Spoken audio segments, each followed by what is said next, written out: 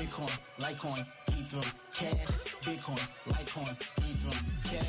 Since I was born, been stacking my coin. These niggas is pop, my money keep growing. Your girl is a dot, she all on my groin. She blowing my horn, we fuck like porn. These rappers is whack, they lyrics is corn. I'm getting this money, it never get born. I'm loading my strap, they calling the law. Fuck around and you clap for running your jaw. If it ain't about the dollars, then it don't make sense. Got me sipping brown water, but it ain't from Flint. Trying to chase all this bread, though the shit won't last. About to shut the city down like a crypto crash. Stacking my coin, stacking my coin.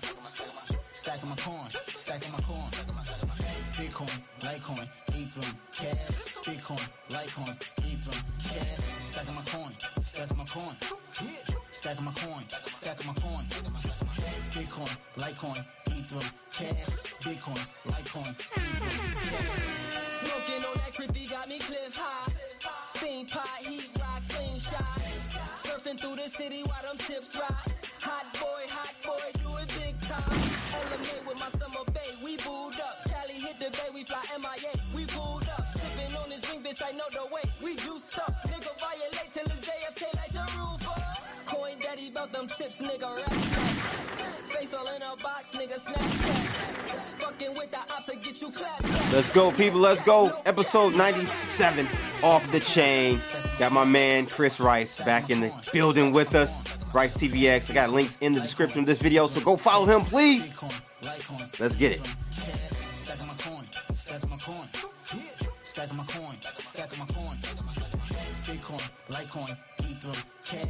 Bitcoin, Litecoin, Ethereum, cash. This evening, afternoon, night, wherever you are in this world, we'll be talking about Solana closing their stores. This is hilarious.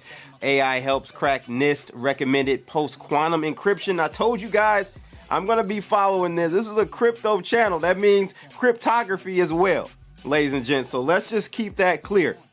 I got some news regarding that. All right, we got to talk about that. Did the NFT market capitulate? I'll talk about what I mean toward the end of this conversation. So make sure you stay all the way to the end. This is off the chain, so you know it's 2 hours or we do a hard stop at 2. Let's just put it to you that way. Crypto has lost the battle against Fiat. At least that's what the BIS general manager is saying. Rice had a crazy image we're going to share on that. And also, Coinbase token is now available, but there is a caveat. We'll talk about that. Yes, you can trade the Coinbase stock as a token, a crypto token now on the blockchain. We'll talk about all that tonight. Make sure you guys hit that share, hit that like, smack that booty, all that good stuff. Let's go. Stacking my coin, stacking my coin. Stacking my coin, stacking my coin. Bitcoin, Litecoin, Ethereum, cash. Bitcoin, Litecoin, Ethereum, cash. Smoking on that crippy got me cliff high. Steam pot, heat rock, slingshot. Surfing through the city while them chips rise. Hot boy, do it big time. Element with my summer bay, we booed up. Cali hit the bay, we fly MIA, we pulled up. Sipping on this drink, bitch, I know the way. We juiced up, nigga violate till it's JFK like your roofer. Coin daddy bout them chips, nigga, rap snacks. Face all in a box, nigga, Snapchat. Fucking with the ops to get you clapped. No cap, nigga, rap. Stacking my coin, stacking my coin. Stacking my coin.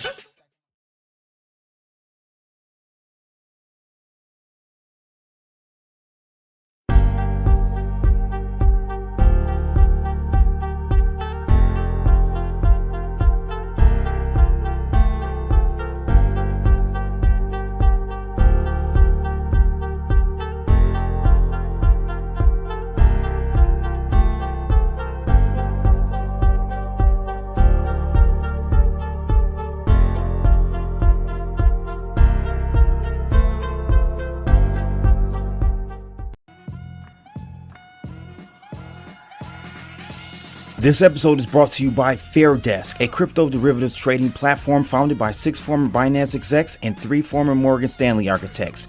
FairDesk is a company focused on building a platform that enables traders to profit from both rising and falling markets. Sign up today and CB will credit you up to $600 in trading funds. For more information, visit fairdesk.com, link in the description below. They calling law. Fuck around your clap for running your jaw. If it ain't about the dollars, then it don't make sense. Got me sipping brown water, but it ain't from Flint. Trying to chase all this bread, though the shit won't last. About to shut the city down like a crypto crash. Stacking my coin, stacking my coin, stacking my coin, stacking my coin.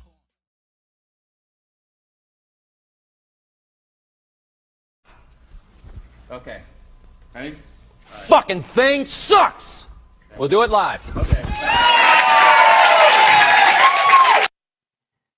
Yes, indeed, ladies and gentlemen, we are doing it live. Another episode, 97 off the chain. Let's get it. Make sure you guys hit that share, hit that like, all that good stuff. We got JJ Holmes, Wisdom Bars in the building. Let me start with my YouTube premium members. Wisdom Bars, Kenton Smith. We got Billy is almost. Crypto Billy might as well be a member. What's going on, people? Hope everyone's doing well tonight, today, this evening, this morning, wherever you are. Let's get it. Rice, what's good with you, bro? You know, I was just thinking about how much I appreciate your long intros because it gives me an opportunity to get a little cliff high. So I can hit my Smoking on that cliff high, hits from the bong, hits from the chamber. What's going on, my friend? Hey, man, I can't call it another weekend. I'm stuffed up. Are you My sick? kids got me sick. Oh, A little man. head cold. Well, I hope you feel better, my friend. Yeah, I don't feel bad. It just sounds worse than it is. Right. We got T. Will in the building. Shout out to Bubba everybody. Smith. Yeah, shout out to everyone. Dr. Moda. What's going on, everybody? What's up with this Chris Rice shit? What you mean? You call me Chris Rice. I don't call you by your full name. Jerry Ruck. I'm just like Chris Rice. Who is this motherfucker you got coming on the show? I thought I It's would Mr. address Rice you in if you're nasty, man. I thought you were I would address you in a very Walter Cronkite type of I know that's I'm who just you taking think it. you I'm are taking in it the more to crypto the space. future, though. If I can like bring it just down to the rice emoji, it's kind of like Madonna being Walter Cronkite, or Prince being Walter Cronkite. So you have that one word name, even Roseanne being Walter Cronkite. So Roseanne, yeah. I mean, yeah, I'm Blood. Chris, of course, I want to but be blood. Everybody know who they talking about when they say blood. Not a blood, but blood, crypto blood, ladies and gents. You already know what's going on. What you just said, I just started watching this really cool mini series that's on Netflix. I'm not sure if it came out on USA or something else prior to, but it's called Unsolved, and it's about the Tupac Biggie murders. No, I haven't seen that one, but I've seen enough. Vlad did a great job. Vlad TV did a great job a few years ago. This is more like a show based on it, based on kind of all of it. So you see actors. So there's actors playing Tupac, there's actors playing Biggie. So it's more of a show, kind of loosely based on the police and their investigations, and kind of showing it from a lot of different perspectives. It was cool, man. Interesting. Cool. I had to check that out. Yeah, I'll check that out. All right. Make sure you guys do us a favor. If you're streaming or listening to this and watching this on Rice TV X, jump on that stage. Smack that like booty.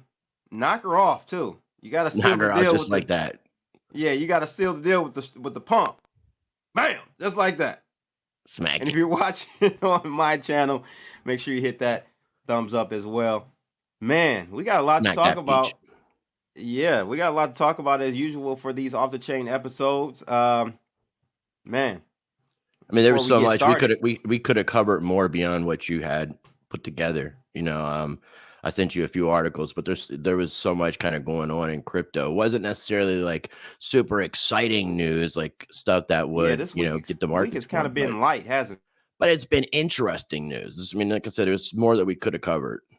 I mean, what just Janet Yellen came out. There was information coming out yesterday about Janet Yellen talking about the United States is not looking to ban Bitcoin and cryptocurrencies, which is, pretty bullish when you think about it. That's one of the latter articles that I sent you. I sent it to you as soon as I saw it last night. A couple people were talking about it.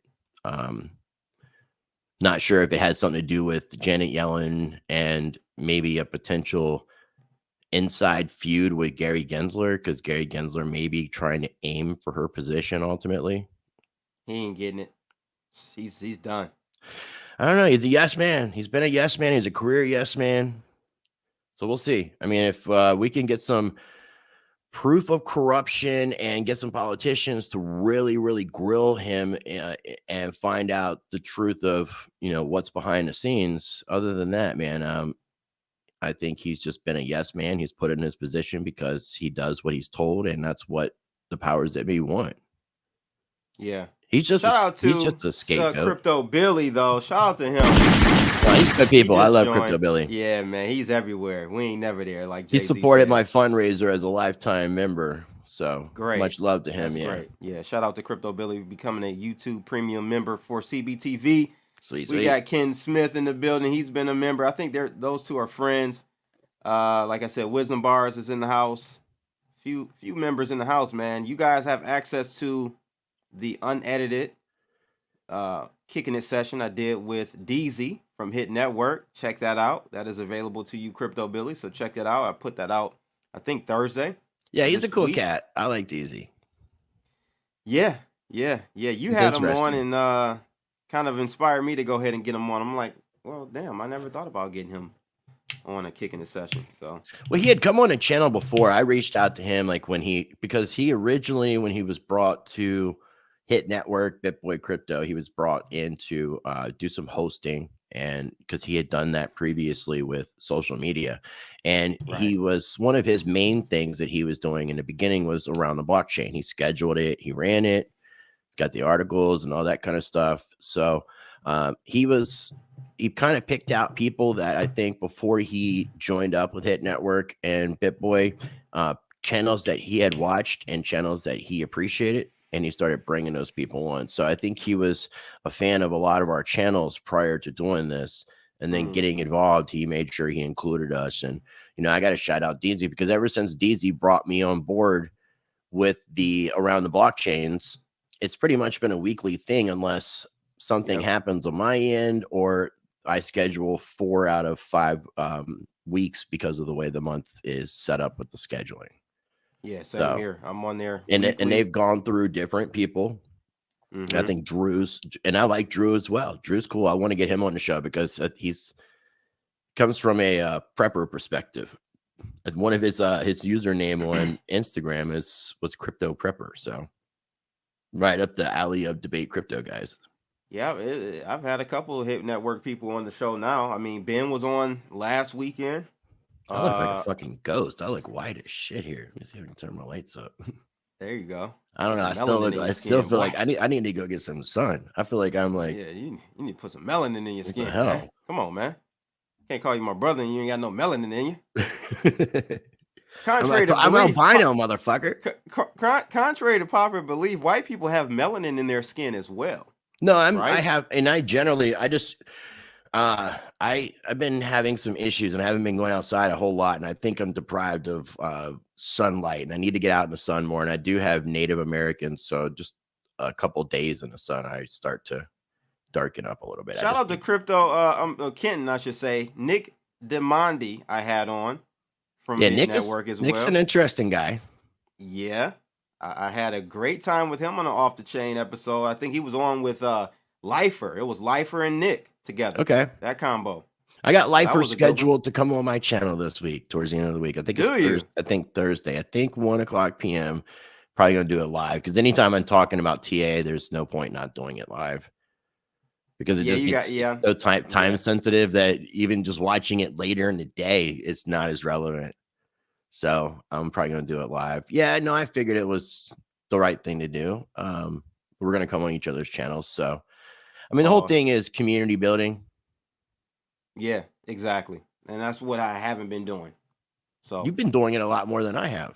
I mean, now, I've been crawling back in my cave. You come out, right? I've No, come out. I love I it, came out dude. the closet, ladies and gentlemen. I love it. I love it. Yeah, I don't really like messing with a lot of people, bro. I'm gonna be honest with you. No, you keep your circle small, but you keep a good circle. So, Yeah. and I'm glad to be a part of it. Yeah, no doubt, no doubt.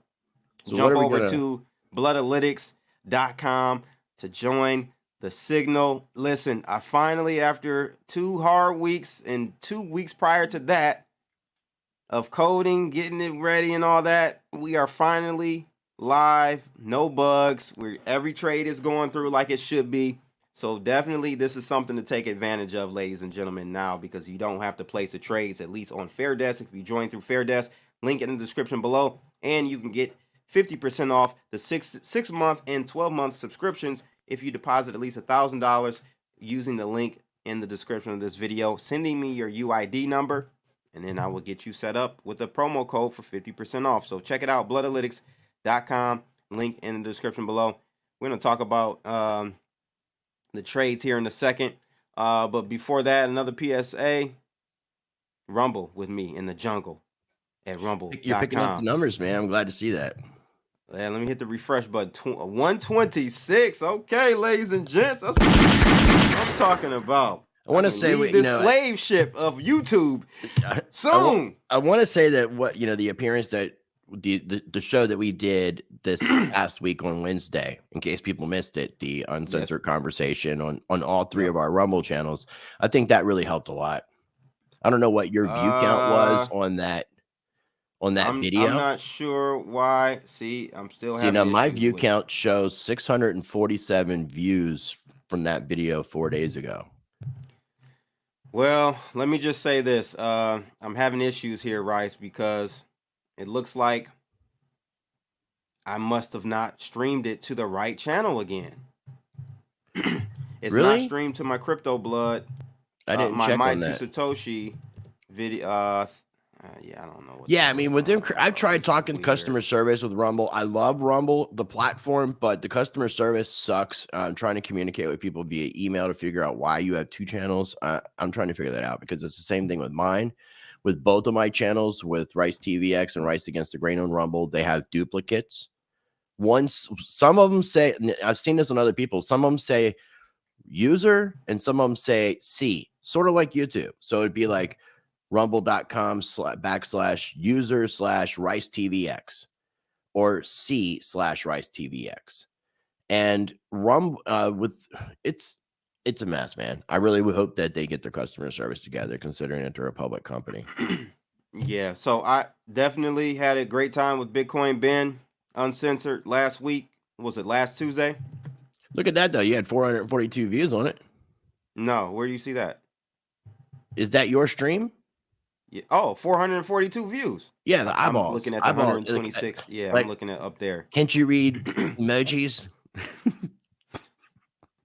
We're going to be going to emojis in the future, so you might as well. Hey, it's a full circle. It's back to hieroglyphics. Yeah. Think about it. No, you can't, and you can communicate with emojis, oddly enough. Very efficiently. But don't use rocket emojis because they can be deemed as a form of financial advice. Isn't that crazy? Ridiculous. It's getting so bad, bro. Yeah. It's getting so bad. But yeah, man. Where can they find you, Rice? Check out me everywhere on social media at Rice TVX. You can sign up for my mailing list and find links to everything at ricetvx.com. Simple and sweet. There you go. There you go. And his website also I have up here.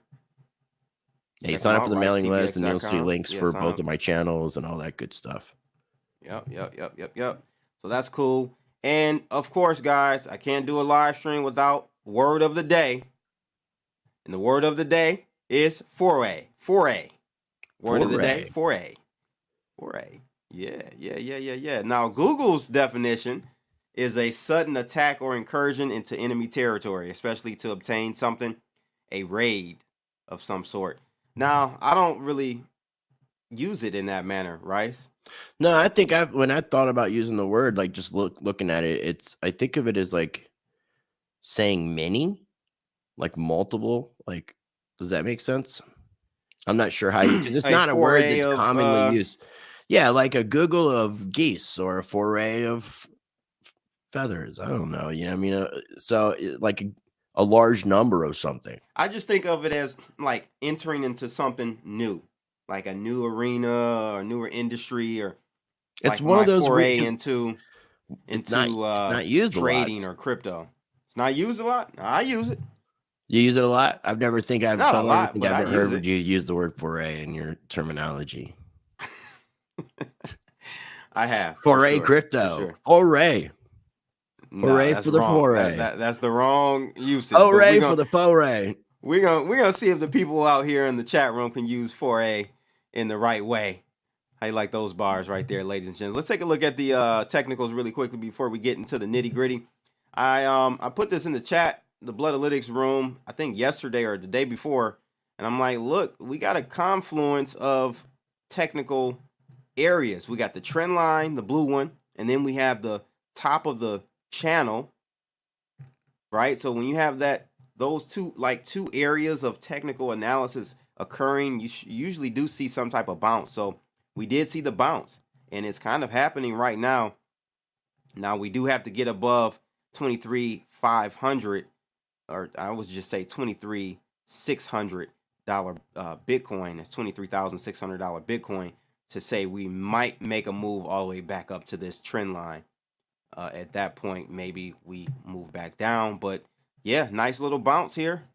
We went long on Bloodalytics, I think, back here on Saturday. So we were in down here somewhere. So we're in the money on that one. But this week, guys, really quickly, what do we have going on? I think Monday, there's really nothing Monday. So and then Tuesday, we do have the consumer confidence, CB, consumer. Yes, I do have a financial data release, ladies and gents. If you didn't know, CB, consumer. Government agent, CB. Secret. Oh, man. Agent man. Yeah, you didn't know. You're giving all the secrets. You didn't know CB was well connected, ladies and gentlemen. So, and then I think Wednesday, which is the 1st, we have ISM. That's important right there, Rice. The ISM, that's going to move some markets. What do you think? Do you follow that stuff or no? No, I'm unfamiliar with ISM. I mean, mostly what I'm paying attention to is what's kind of being talked about amongst most economists, and kind of like looking at the CPI, PPI, looking at job data, and kind of evaluating kind of where we are from there. Gotcha, I don't take in all these extra factors that I'm not really familiar with. This is where I like to listen to other people that I respect, so that I can start to get more of a viewpoint of different things that I hadn't thought about, so that I can possibly incorporate it in where I'm at. But I mean, honestly, man, I mean, this thing is just so, with what the Federal Reserve is doing, it's so, we're in a very interesting territory that doesn't seem to make any sense when I try to look at it from a logical perspective.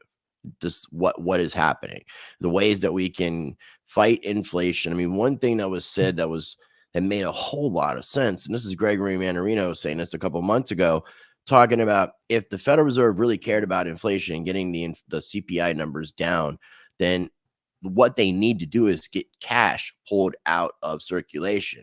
And one of the best ways to do that would go back to having some sort of requirement, reserve requirement for banks. As of today, they have zero. So they don't have to hold cash. But if they had to hold even just what they were prior to 2020, which was, I think, the 10% area, that pulls back that much more cash out of circulation. And that should, in fact, help our inflation numbers. But you don't see that happening.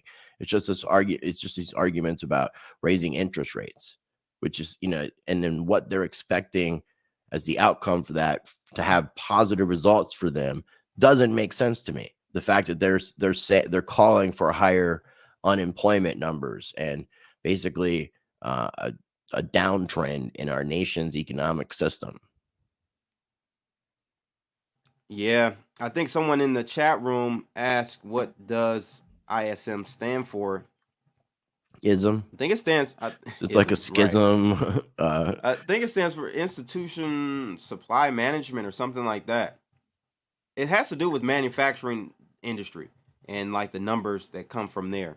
So it's definitely important, to gauge the activity, the real economic activity within the United States. So it's important. I think the government Fed looks at it, but again, they It's some like kind you of said, measuring and it's some kind of they move manufacturing and index. change and do all the what they want all the time, man. There's no way to really track their logic, and I don't know if they're doing that on purpose or Integrated service management. yeah, integrated service management. Yeah, that sounds like some really boring stuff. But a manufacturing index, I guess that's just talking about manufacturing within the United States. Yes. Okay. Yep, for sure. So I got a video that I want to play. I don't know if you saw this, Rice, but I asked and pinned down BitBoy on Reggie Middleton. Did you see that clip? Let's play that. Let's play that clip really quickly and get your feedback on that real quick here. So let me play this, and we'll see what you guys and Rice situation, the patent, him suing Coinbase, and what's your take on that whole situation? Well, I know Reggie a little bit. We conversed a little bit on Twitter one day, and I would say this: I'm a victim, like everybody else is, of when you see something happen and come out at first, you're like, oh, that guy's a scammer. You know, I definitely thought Reggie Middleton was a scammer in the Veritasium, and that's easy going after him. And I'm like, well, yeah, obviously, you know, blah, blah, blah, blah. But then when you realize and this is so true in crypto, and I say this all the time, in crypto, so many times, turns out the heroes are the villains, and the villains become the heroes. And that's how it is in this space. And he's definitely one of those guys that fits that, fits that description of someone that I thought was a villain. Turns out, no, he's one of the heroes fighting back against the system. There you go, Rice. What's your take on that? I mean, do you think he was calling Reggie a hero there? Is that what you're saying? No. Okay.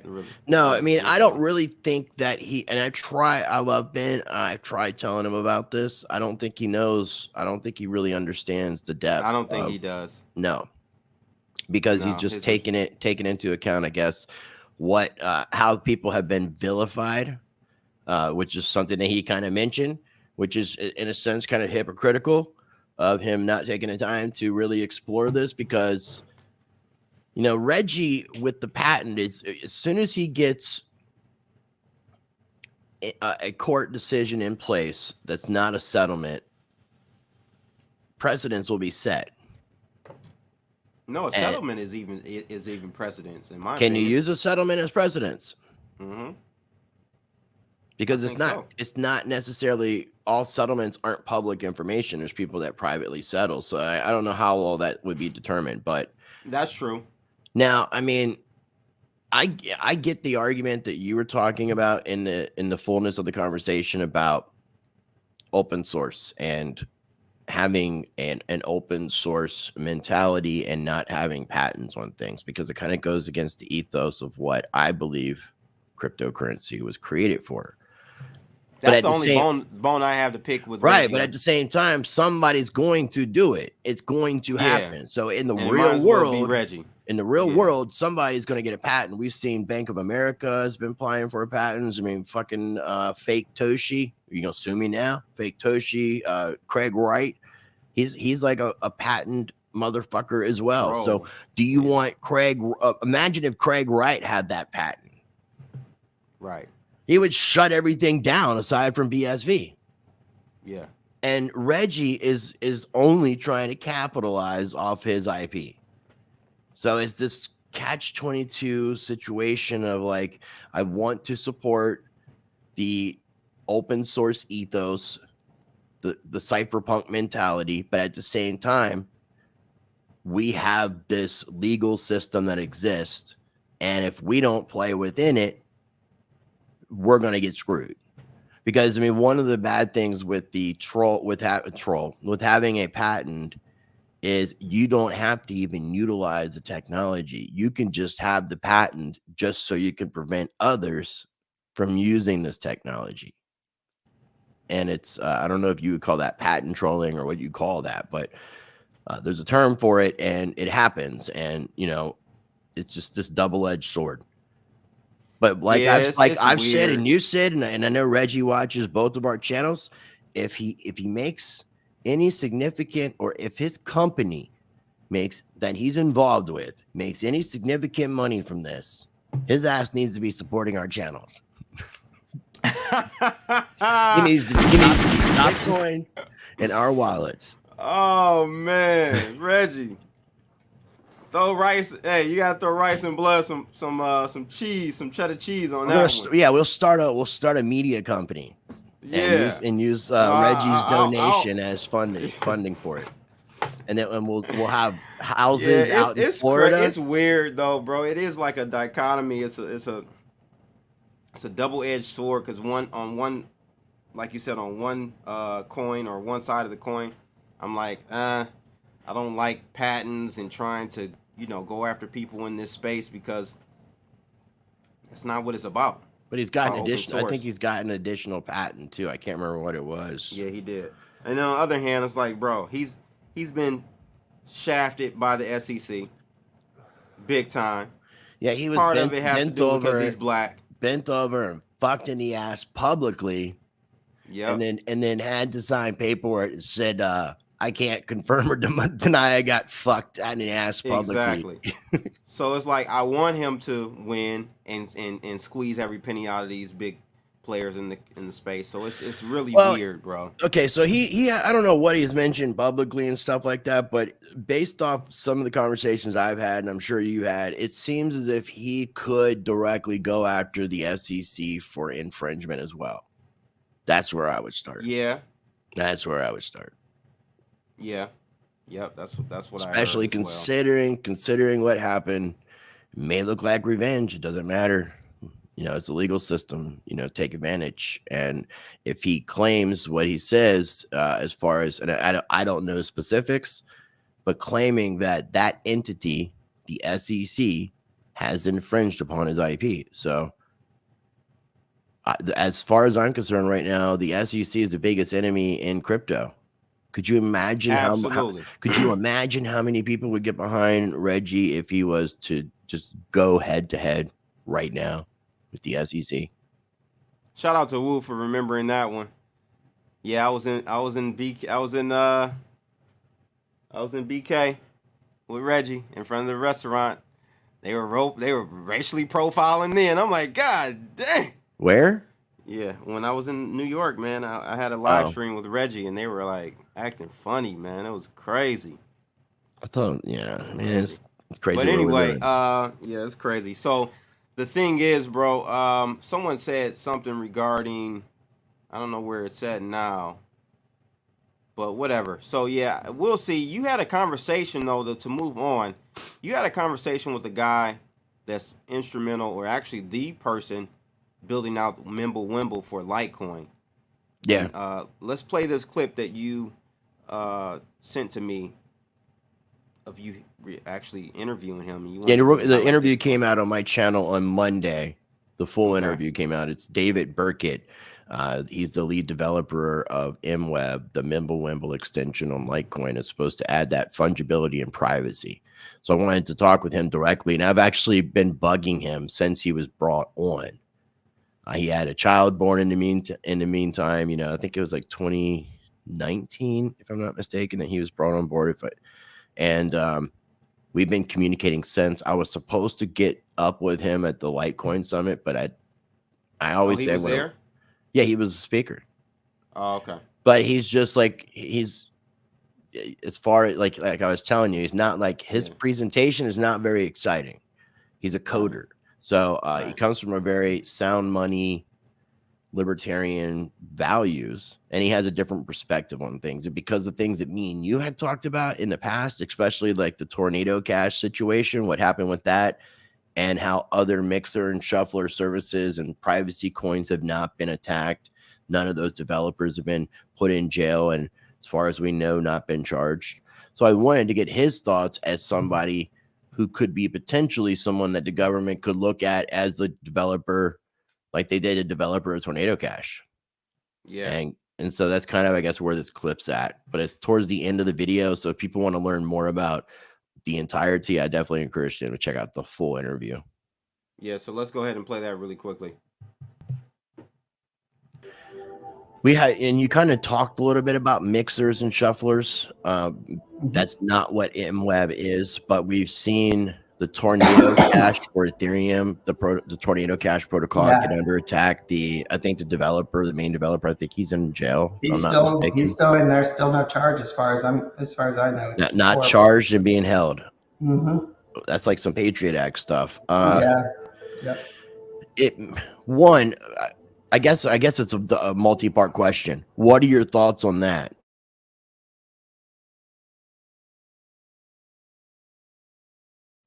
The sound cut out.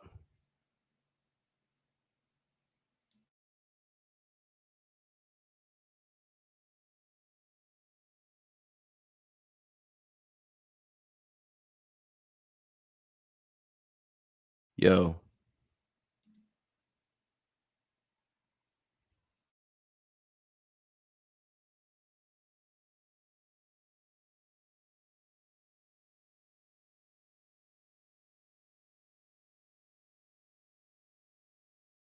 Like my job is probably illegal. So am I going to be arrested someday for MWeb? Probably not. Like it's something, it discourages people from contributing, which is obviously the opposite of what open source hopes to accomplish. Well, the other part that I would ask you about this is knowing that there's other protocols on Ethereum and other chains, and there's other technologies that are supposed to have those kind of aspects. But I haven't seen anything happen with any of those projects. I don't see any of those developers in prison. So it makes me question whether those technologies are actually doing 100% of what they claim they're doing without collecting information and otherwise. And there's concerns like Wasabi, like CoinJoin and all these other things. Wasabi, CoinJoin. There's very serious concerns that they're working with authorities to share information. Not necessarily because it's like their government plans or anything like that, but just because that when regulators put your boot on the back of your neck, it's not much you can do but comply. And there's concerns that they are complying with government. All right. So, I mean, the thing about that, what was your take on that? Because the one thing that stood out to me, Rice, was the fact that he said he doesn't think that he will go to jail for the things that he's doing with Mimblewimble. And it's like, come on, man, that's not. Yeah, I mean, of course, you're going to think that too until it happens to you. So I bundle him in the same category. If you're guilty by association, you're both developers of privacy technologies using cryptography to obfuscate, and the government doesn't like that. Now, we have that right to privacy and fungibility. But the thing that I really got from that, and I didn't speak on him about this, but this is my takeaway.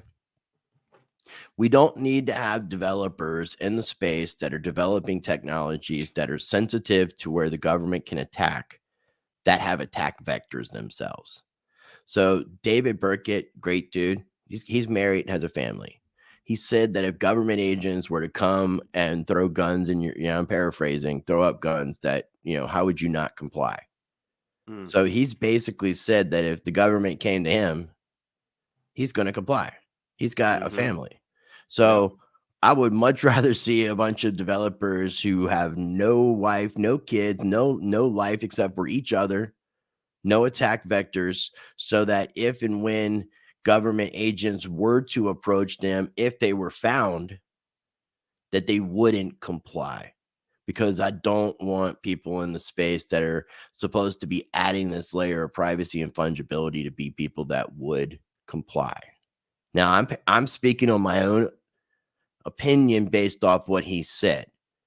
Right. Now, I believe he would, maybe years ago before he was married and had kids, he might have been like, had the mentality that I'm talking about. But now he has attack vectors. And so he's going to make sure that he's doing everything on the up and up. It's very public that he's being paid by the Litecoin Foundation to be the lead developer for MWeb. So I mean, he's an attack vector too. So I mean, that's why I even brought up Pirate Chain, because some of the sound blanked out, and I'm not sure what came through. But I brought up Pirate Chain, and Pirate Chain came from the anonymous team of Komodo, which is kind of almost like a Satoshi Nakamoto because nobody knows who the hell they are. So I remember Komodo, that coin. And it's basically supposedly like a fork clone of Zcash minus the some sort of transactions. I forget the term. You made one good point. I think in order for an operation to stay anonymous within the crypto space, cryptocurrency space, it has to be run by and managed by a group of anonymous individuals. They can't be known.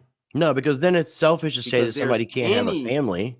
Right. You know? There's no. I don't want to. Everyone, even a person that doesn't have a family rights, there are attack vectors. There are things that the government can do. Mother, father, sister, brother, they can go after bank account, where you live. Account. There's so much, right? So police. It has to stay anonymous to be powerful, in my opinion, and we have the ability to do that with crypto. Well, Satoshi, you know, whoever or whatever it is or was smart doing what it did. Yeah. You know, and that's why, you know, to kind of like come full circle with Litecoin, that's why Charlie Lee sold his bags. He was putting himself in too dangerous of a position to get locked up, get charged with violations by continuing to hold coins and manipulate and supposedly be told is that why you think he did it? He told you that, or is that just your speculation? This is just my speculation. And then now he also was really smart too, because most of what was sold or it was a donation to the Litecoin Foundation, which gave the foundation funding to be able to do what they've been doing, which some of the things aren't the smartest things, but they were doing various things like sponsoring Ben Askren at UFC fights and getting the Litecoin logo up, and you know, doing various different things as far as what the foundation is paying for. I still respect old weird ass Charlie Lee. I love Charlie. I respect him. You know, he gets a lot of flack though, is what I'm saying, is in the crypto community for selling his bags. I'm like, damn, man, like, damned if you do, damned if you don't. Like, he literally telegraphed and told he didn't have an obligation to tell you shit. The market was so small that his tweets would affect the market. And being a holder of the coin and a creator of the coin, that is a huge conflict of interest. And it's definitely kind of making yourself a target for regulators, especially the SEC, because they're going to say that it's market manipulation. You've heard the shit they talked about with Elon and Dogecoin. He didn't create Dogecoin. So imagine if Elon created Dogecoin and how far that would have went. So you think that was a good thing for him to disclose that he was selling, right? Yeah. I mean, I do. Too. I don't think he was, and I think he was smart. And you know, I don't think it was coincidental that he sold at the top. Do not think it was coincidental. I think he's really smart. I mean, it's you know, I think it was just coincidental. He understands markets. He does. Him and his brother understands code. They were traders and shit like that before crypto. Both the Lee brothers. Yeah, they were trading gold and silver. I think they did Forex stuff like that. Yeah.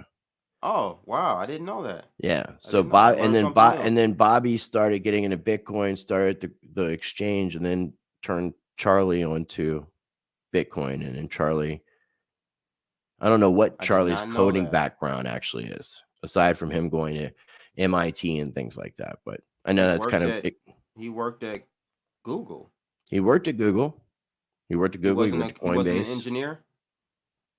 I don't know what his job was. I didn't really look deep into it. So I mean, I'm sure obviously he has some sort of coding background, but it's not. But here's the thing: it's not enough to do the MWeb extension, or they wouldn't have hired somebody else to do it.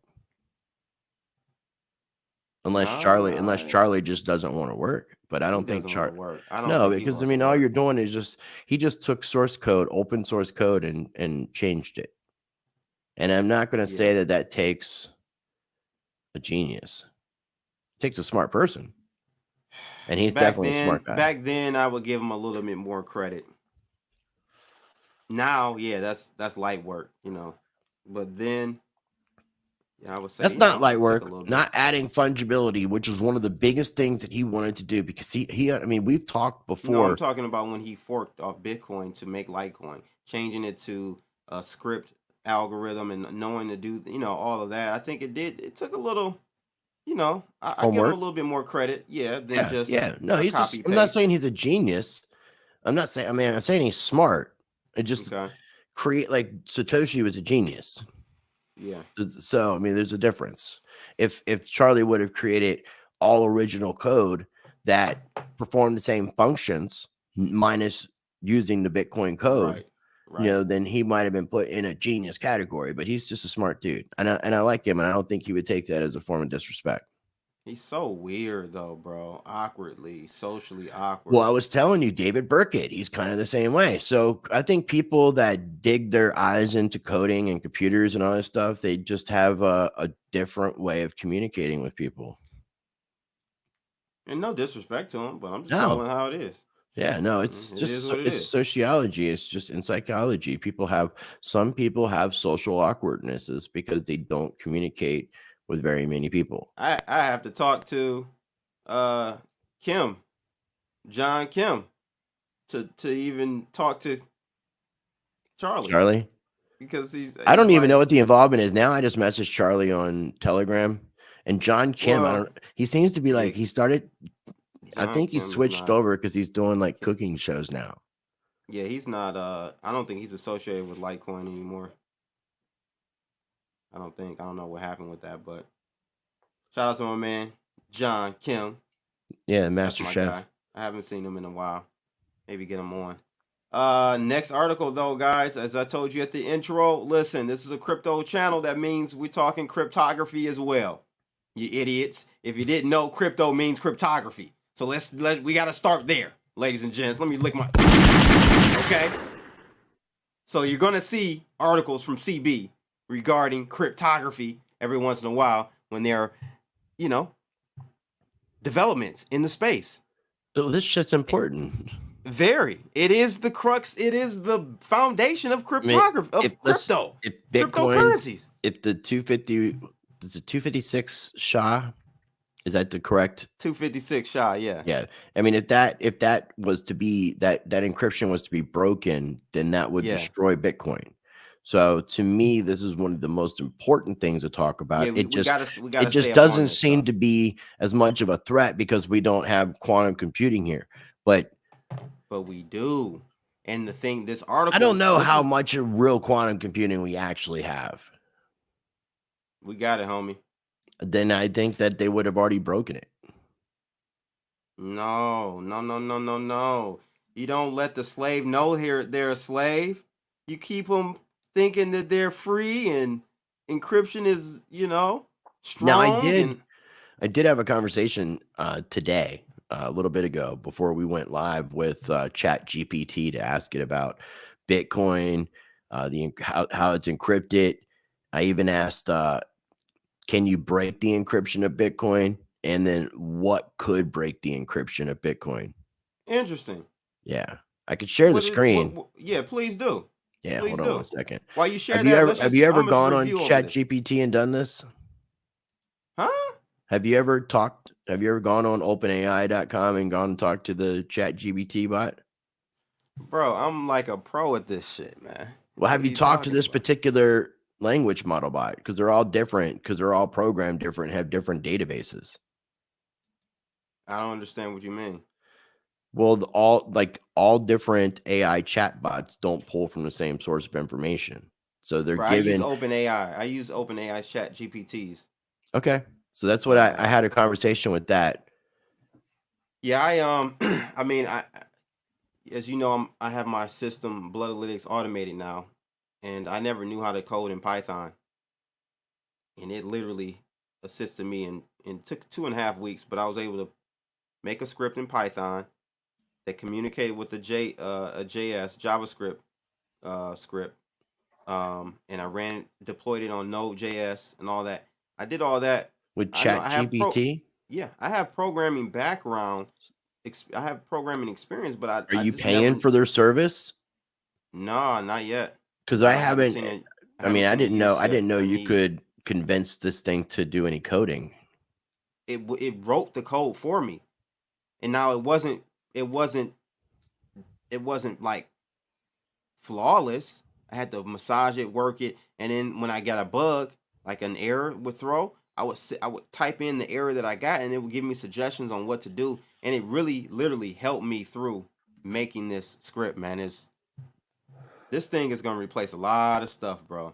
Let me share your screen though, so people can see what you're talking about. ChatGPT is AI. I had somebody in my chat gulag saying it's not AI. So there's just different forms of AI, and this would be considered narrow AI. It's very limited in what it can do. It's got a database it pulls information from. It doesn't necessarily learn from the information it's having discussions with, and it can be very biased based on like whomever is putting in the data.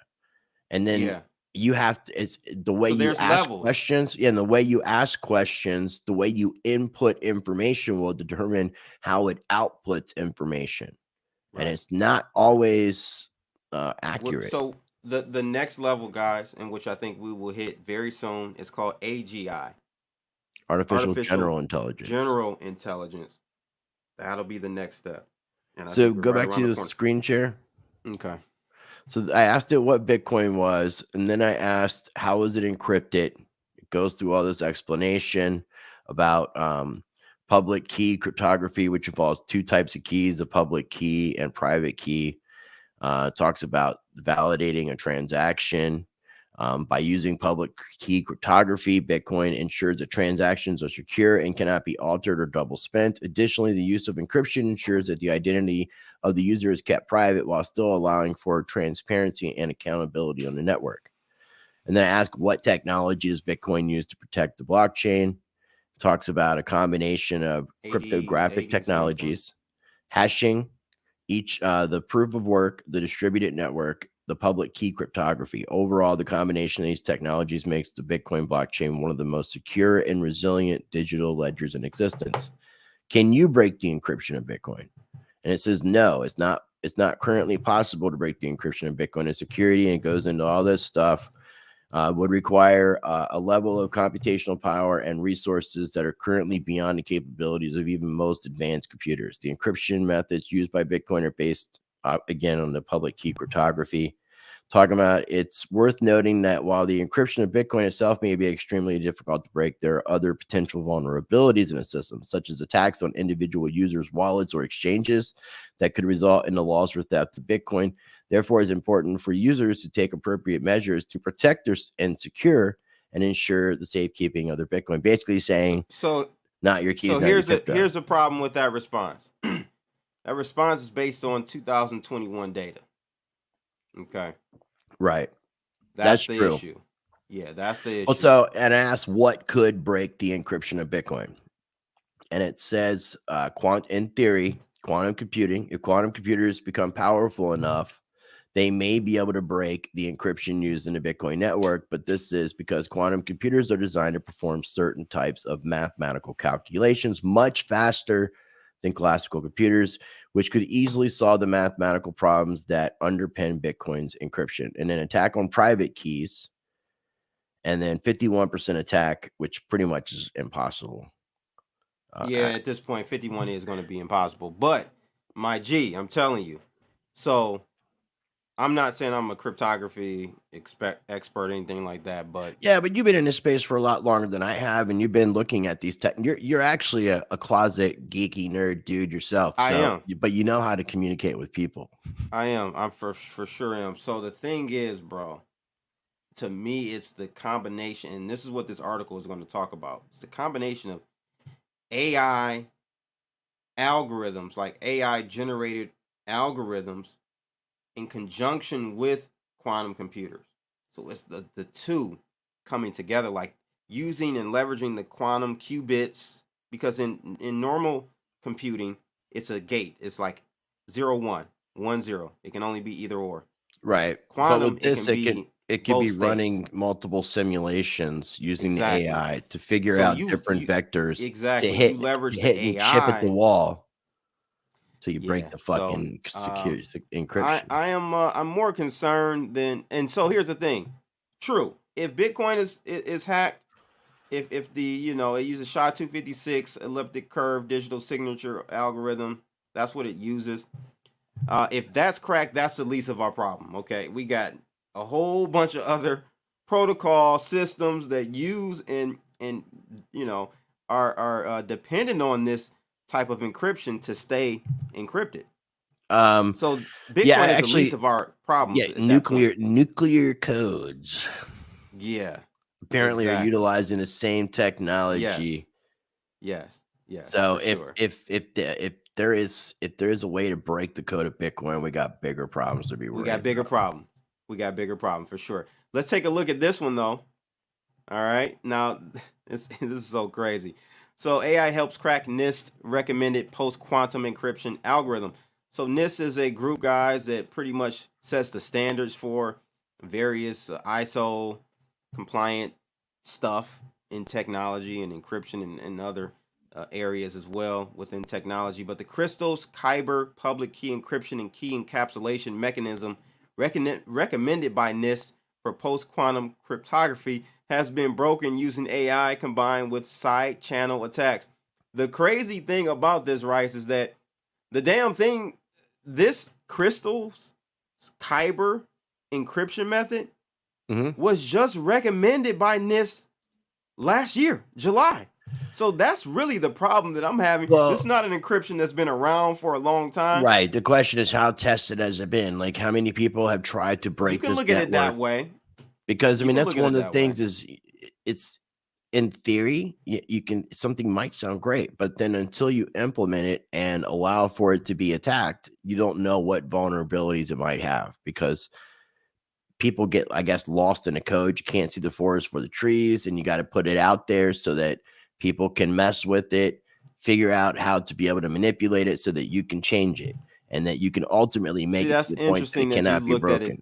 It's interesting you looked at it that way, glass half full. I looked at it glass half empty, or whatever way you want to. I looked at it the opposite way. I said, if it's been able to break a newer encryption, which should have the leverage and the experience from prior encryptions, if it's able to break a newer one, then damn, that's a problem. But it's unresponsible for anyone to recommend any sort of encryption technology that hasn't been thoroughly tested either. So I don't know who the fuck these. They go before NIST. It doesn't make any sense. Recommends one. They go through rigorous testing. Then what are they staying with the junior hackers? You know, they haven't stepped up to the big leagues because, you know, there are people that know how to break systems, and are they actually getting those individuals to test this out, or are they just letting a bunch of amateurs test it out? Because if you don't really have somebody who knows what the hell they're doing to be able to manipulate and hack through the code and be able to break code, then you're not going to have any problems. You know, I can select a group of people to be in my test net to figure out vulnerabilities, but if they have no capability of being able to break into my system in any way, then I don't benefit from that. And I maybe that's the situation, that, or we've got something really serious to think about. Yeah, AI's foray into encryption is going to be interesting. I mean, I'm just not sure how powerful AI is right now, so that would be the big question. I think it's very powerful, bro, and I think Google's AI is even better than the ChatGPT. Absolutely. So let me just read this part. The NIST recommended encryption algorithms are the result of a NIST competition designed to provide encryption able to withstand quantum computer attacks. Shor's quantum algorithm will be able to defeat current classical encryption in polynomial time when quantum computers become a reality. This is expected by some to be within the next 5 to 10 years. And so, Jerry, called the crypto-apocalypse. Can you explain that simple for me, Jerry?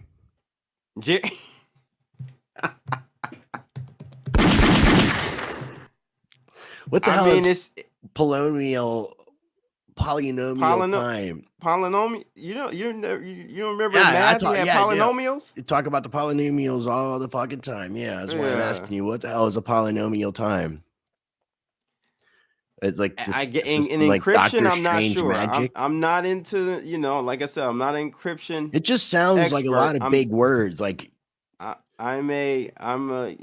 do have a computer science background, but I don't have encryption background. Here's the thing: if governments are using the SHA-256 and Bitcoin is using SHA-256 and it has not been broken, why not use that encryption until something else comes along that you can prove is better?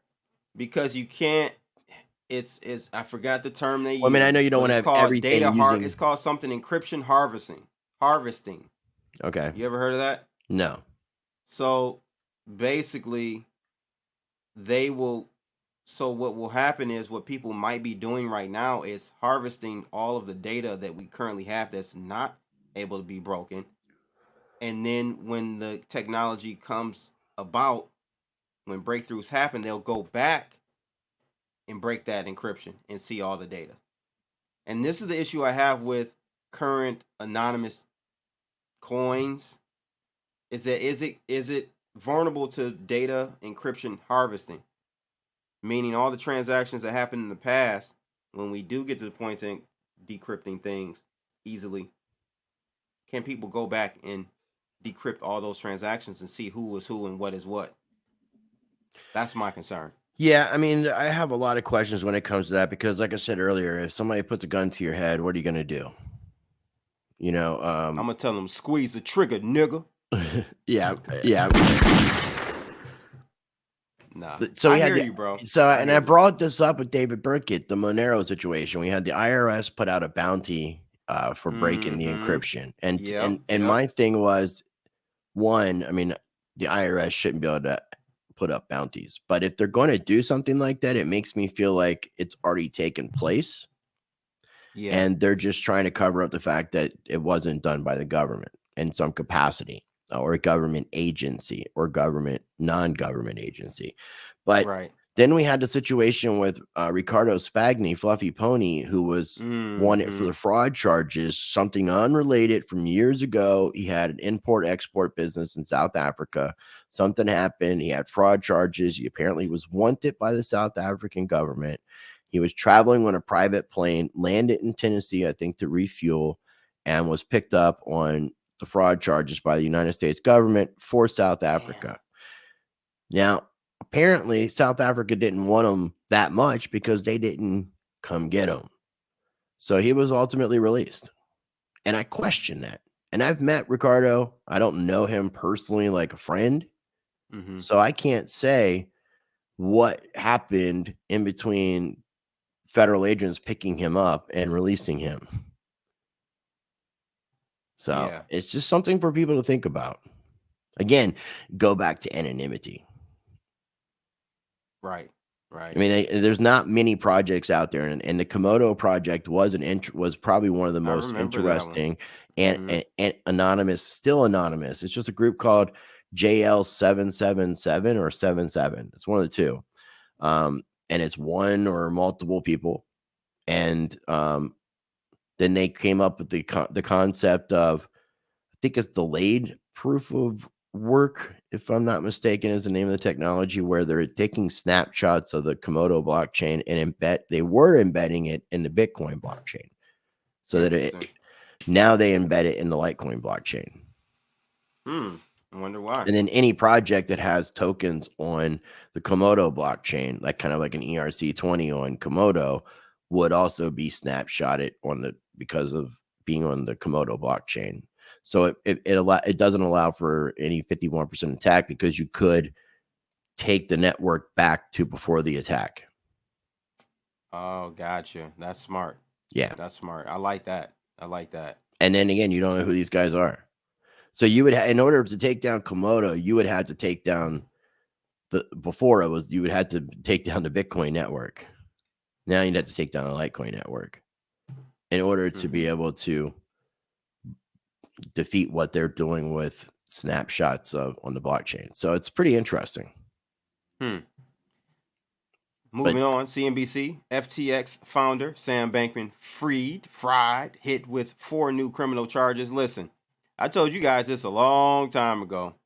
I said, this guy's doing some time. He's going to do some hard time.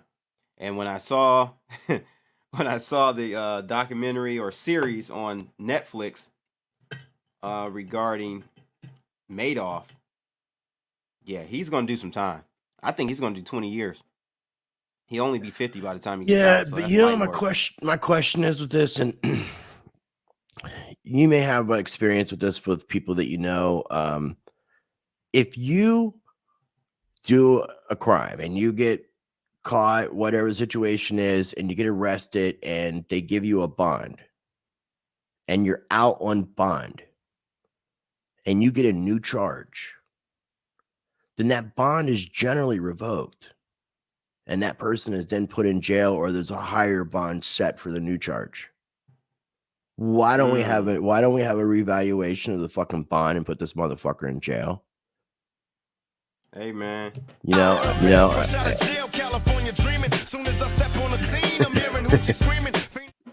I mean, if people are watching and they know what I'm talking about as far as the bond situation, about that, bro. I'm pretty sure that if you're out on a bond and you get new charges, especially like if they're the same jurisdiction and these are all federally related, then the bond should be revoked, and therefore he should be put into prison, or there should be a new bond set at a higher amount. Listen, this is what $75 million to a Democratic organization gets you. Yeah, but that's one of the fucking charges. That's one of the charges. I know. Bribing fucking politicians. Yes, a leeway. Let's take a look at this. So, new charges filed against Sammy man. A source familiar with the new count said that SBF, as he is probably known, could face an additional 40 years in prison, ladies and gentlemen, if convicted in the case where he is accused of multiple schemes to defraud. So the 12-count indictment also provides new details of hundreds of political donations that SBF allegedly directed in violation of federal campaign finance laws. The new indictment accuses him of securities fraud, wire fraud, and multiple conspiracy counts related to wire fraud on FTX customers and Alameda lenders. Shit fucking pisses me off. This because illegal campaign contributions. Why is Ross Ulbricht in prison? Woo, yes. That's what I mean. I mean, we talked about the Tornado Cash developer as well. Why is he in prison? Why is Sam Bankman-Fried not in prison? What is up with this fucking back-ass-words bizarro world that we're living in? I'm not sure if the Mandela effect, I woke up on a different, like CERN did something, destroyed the earth that we were living on, and now we're in this alternate reality, or the simulation's just getting fucked up. The program is getting bad. I don't know what's happening, but it's like what you would think is up is down, and you think the sky is blue and the grass is green, but no, it's the other way around. The sky is green. The point that I was telling you about on Uncensored last week with Bitcoin Ben. Like, this country has been compromised. It's done. I have no faith in America anymore. I mean, I never did as a black man, but I'm just saying, like, as a whole, for citizens. For both of our channels' sake, don't say what you said on that live stream, and definitely I would encourage people to go and watch that. Because go watch that. There's a reason why that conversation wasn't had on the YouTubes. Yeah. I wouldn't fight for your right to party, basically. I wouldn't repeat that for sure. But yeah, man. So what do you think? Like, do you think this adds more time to SBF? Look at that face. He looks just like Madoff. That grimace look, man. He's a psychopath. He's narcissistic. I mean, it's sickening, dude. It's just sickening. I mean, again, I just don't understand why he's not in prison. That's the only thing I can say at this point. Like, he just keeps getting more charges. He's had multiple charges added since he was originally arrested. And so, I'm saying, how much time do you think he's going to get? I don't think it matters. I don't. The bad thing is, after a couple of years of being in prison, it's just going to be kind of a forgotten thing. Even someone like Ross Ulbricht, who is there unjustly, is becoming more of a forgotten thing, which is the reason I got to keep bringing it up, and other people got to keep this situation and remind people of how corrupt our government is. Well, we're getting to the point, ladies and gents, where government isn't being just unfair to a certain group of individuals in America. They, in order to keep their control, now they have to spread it out to all individuals or a certain class of individuals. We're in a class warfare now, and that class warfare is not necessarily between the 1% and the 99%.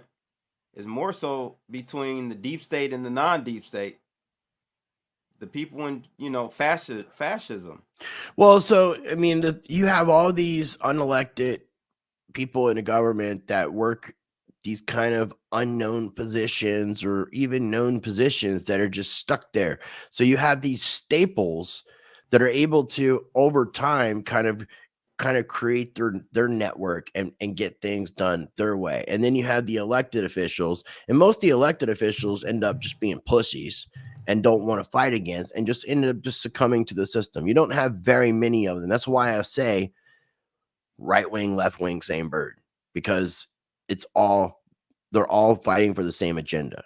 We'll talk a little bit more about that when we get into some of the regulation related stuff, because Emmer's bill had no Democrat support. Here's Augustine Gloop from Willy Wonka. He's grown up and he became the Bank of International Settlements chief. But his acting last name was Gloop. And he's going by his real last name now. Of course, that's the same dude. I'm telling you. Like, fact check me, prove me wrong. Yeah, that's the same him. Guy. That's the same. Like, that was back in the '60s, and that's him now. And he kind of reminds me of like a little bit of a Jabba the Hutt, kind of maybe Kingpin without the shaved head from the comic books, the Daredevil villain, but. It is Augustine from Willy Wonka. It's the Gloopster himself. And I noticed like he comes out of hibernation this time of year, because it was this time of year last year that he started coming out talking shit about crypto and talking positive about CBDCs, which give the issuing central bank control of their liabilities. Yeah. He's a So look at BIS chief says that crypto lost the battle to fiat. And I'm going to play contrarian here a little bit, but I'm going to read the article first, a couple of highlights. Only the legal historical infrastructure behind central banks can give great credibility to money. What's your take on that? Do you agree with that? Okay, on my channel says he has his own chocolate lake in his house. I think that it's crazy because we've escalated now to the point that you have leaders of banks speaking out against crypto. So to me, this is kind of like the last line of defense. Now we've gone with all the lower level people over the past few years, and it's escalating. Like, it was something like last year, I can't remember the time period, mid last year possibly, when Hillary Clinton came out talking about cryptocurrencies being a threat to nation sovereignty, to undermining the US dollar as a world reserve currency. And now you have, right, she's speaking truth because it's a threat. And before, these people wouldn't give it any attention. Now we're at the kind of the tail end of the battle, because the fiat system is coming to this end, and they're trying to keep it going long enough to implement a central bank digital currency system. But then you have this thing that exists called Bitcoin out there that is the fucking complete opposite of that, giving people more freedom away from the governments and away from the central banks, and putting the power back in the hands of the people.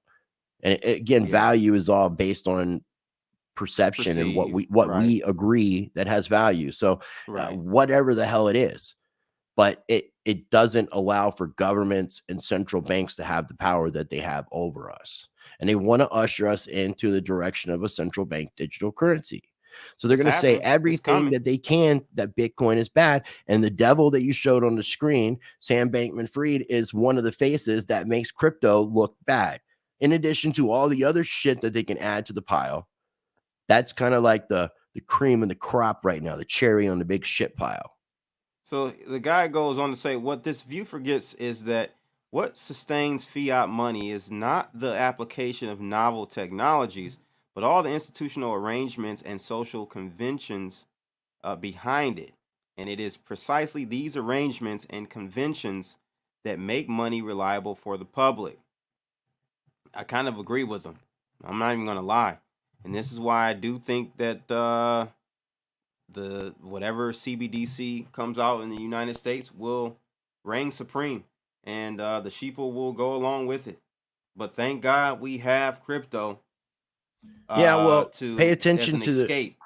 Pay attention to the G20, because I think it's the IMF, the Biden administration, a couple other entities have come out in favor of India trying to help set global regulation for cryptocurrency. So I don't know what that's going to mean.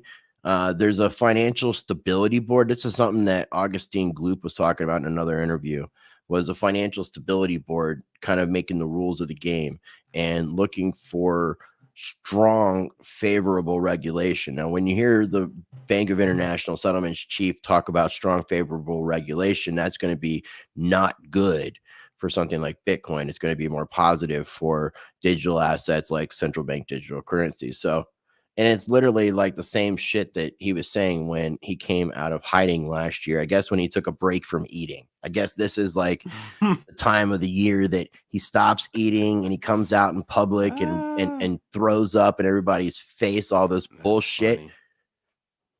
Yeah. That's hilarious, bro. Take this moment, ladies and gents, to jump on that stage, scroll down that screen. Why do all these people look weird? Like button. I mean, you right got this fat dude. Look at Charlie Munger, who looks like a zombie, like kind of a skeleton. Well, with I mean, what do you minor expect him flesh. to look like? Look at G. Edward Griffin. Like? There's like 7 years difference between the two. Like Munger looks dead, good, man. Munger looks like he is dead. Like he was. Are you gonna get G. Edward Griffin back on? Yeah, I need to get him back on. I've already emailed him. I just haven't got a response. And speaking of that, I did reach out to Uncle Cliff and asked him if he'd be available Tuesday, and he said no chance. I got the same. Did you hit him up? I hit him up, bro. I hit him up 3 weeks ago. Like, yo, I mean, you literally got to like message him on the random and be like, "Are you available today? Are you available today?" You cannot plan ahead at all with him. But the thing is, I wanted to have him on to talk Chat GPT, because I think this is like what his webbot was, but on steroids, and I just want to pick his brain about that. Yeah, I would like to learn more about what his webbots were. Yeah. Because it scans language of whatever he's programming it to scan, and then takes that language and tries to make some sort of prediction based. And that's why it's called predictive linguistics. It's crazy shit. More big words. There you go.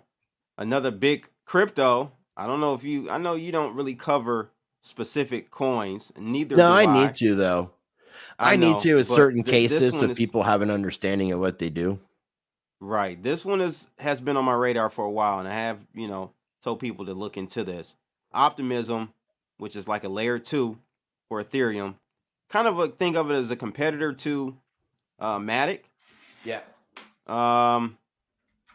Made a bold announcement on the 23rd as it revealed its plans to become a super chain, quote unquote. According to the official announcement, rather than building multiple L2 chains, Optimism would instead focus on unifying them, as it plans to become a platform for chains. This is big, bro. Interoperability is one of the biggest things that we need in the space. And anybody is going to be able to offer interoperability in a really conducive way is going to be a very successful project, because it allows, so Chainlink allows for something like communication between different blockchains. But if you can interact between different blockchains and transactions by having the right technologies, because we've seen various things like bridges and things to the effect that allow for you to go from one chain to another. But if we can have a blockchain that can find a way to make this very user-friendly, very easy, and very functionable, as well as scalable and decentralized while having the security, the trilemma that we're talking about, that'd be great. I just don't want to see a company like this. It seems like in order to do what they want to do, they would have to be more centralized to allow for, and I would like to see, I don't know if I would go that far to say that. I'm not sure about that. I can't agree or disagree. Otherwise, I feel like there would be way more problems that would be harder to fix in a more, because when it's centralized, you have more control of being able to fix things on a fly, all kinds of changes. And that's what we've seen with Solana. With, anytime they were shutting down their blockchain, it was in agreement by all the nodes saying, yeah, we're going to go ahead and shut down for a moment. Windows 95 is a piece of shh. I'm not even gonna. Who's bringing up Windows? Yeah, Coinbase. So look though, guys. So they made that announcement. OP did, but in conjunction with that, earlier this week, big news from out of Coinbase, because they announced that they were going to develop what's called Base. Now we're not talking about Base God himself, ladies and gents. We're not talking about the Base God. All right, not at all. We're talking about this new chain called Base from Coinbase. Optimism's OP stack with the goal of developing a standard module roll-up agnostic superchain powered by Optimism. So they're partnering with Optimism. I think this is going to be huge. This actually, I'm going to go out here and jump on a limb with this one. This may be as big as you getting into Ethereum early on. Well, they're not using Optimism itself. I mean, from what I understand, it's like a kind of a code fork. It's not using Optimism, and they're going to be using Ethereum for transaction fees. So the Optimism token is not involved in any capacity. So I think they've just, I'm not sure exactly if it's like how the partnership works. I'm not sure if it's a partnership or if they're just using the code. It's not as if they're creating like an ERC20 on Optimism. So it's interesting. I need to actually dig into this a little bit more.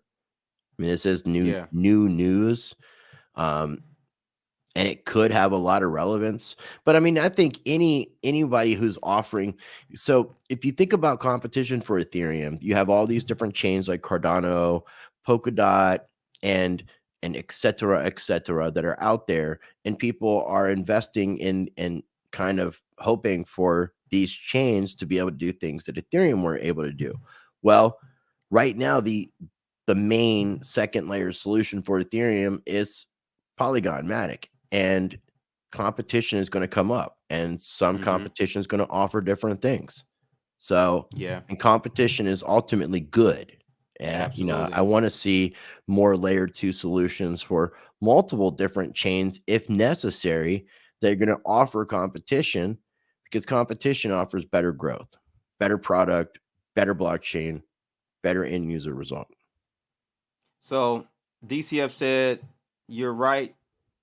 They're right, but they will have Base set up so that the over 100 million Coinbase users bridge over 2 chains like OP and Arbitrum. That's another one, Arbitrum. Yeah, they got the bridges set up, which I mean, they're all EVM based bridges. But again, all the transaction fees are going to be in Ethereum, and I don't think they're going to be launching their own token either. I would be careful at this point dumping it all in on Optimism, because it's very close to its all-time high. Okay, it's only 8% off its all-time high, and we're still in a bear market, in my opinion. We still got a lot lower to go. You could see a 60-70% move further down if we are still in a bear market. Yeah, do your own research. We are in a bear market, man. We are in a bear market. I don't know if you've seen Arthur Hayes. No, what did he say? I haven't say? seen the whole interview. He was on Crypto Banter, and he was just basically talking about Bitcoin, cryptocurrency being correlated to the financial markets. Yeah, liquidity. He wrote an OP. And basically, like, his blog, he feels as if there's going to be another thing that takes place that's going to bring everything down, and crypto is going to go with it. And that's in the boat that I'm in. That's why I've said I don't feel like the bottom is in. I feel like we will go below the 15.5, 15.6 price range that we've hit. When I say bottom, I'm talking about absolute bottom price. You know, I think we could be at the tail end of a bear market. We could be at the beginning of a bull market, but where we are in the phase, we're still going to be very low in price. And you're going to have a lot of swings. I mean, I wasn't expecting, I'm not a big TA guy, but I was not expecting this jump up as high as we had in January. In all honesty, I thought we were going to be kind of staying kind of floating in that range for quite some time. Hey, that's the nature of a bear market, bro. You have the Chinese liquidity, China started going into like QE environment, which they were kind of playing the opposite game as most other countries.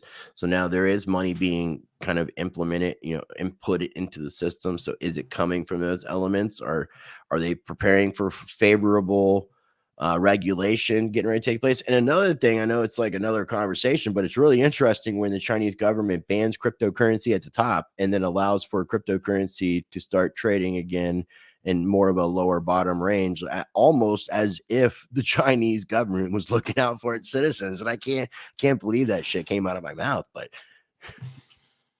hey, it almost seems like it. Yeah. Truth is stranger than fiction. Sometimes, my friend. I mean, it's just like, was the Chinese government looking out for the people and saying, it's time to sell?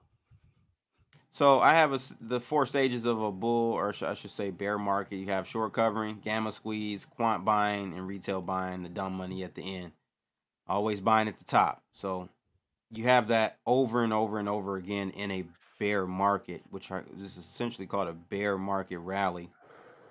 Well, I wouldn't consider the January shit to be more fueled by retail.